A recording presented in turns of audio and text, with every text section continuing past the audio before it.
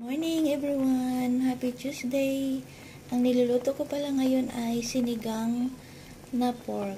Ang gulay na ating ginamit ay puso ng saging. Then yung ating pang-asim ay vinegar. Ayan.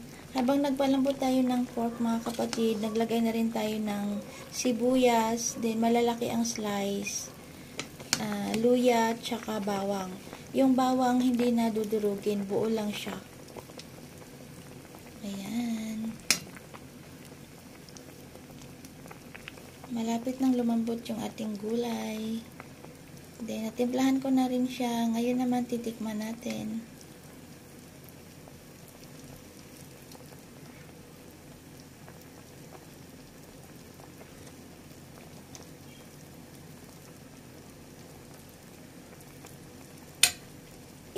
Kulang pa sa asim pero masarap na siya. Magdadagdag tayo ng vinegar.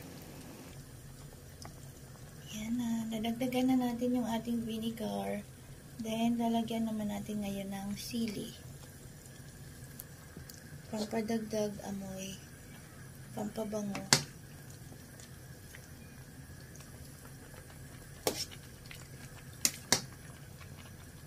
Sinigang sa puso ng saging.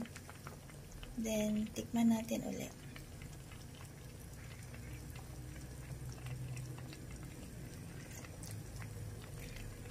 Yan, masarap na mga kapatid. Sakto na ang asim niya.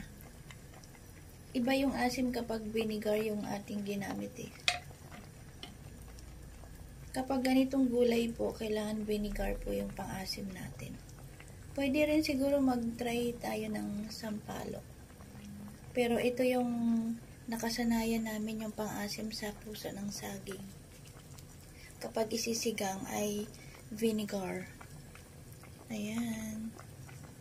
Good morning everyone. Happy Tuesday. May God bless us all.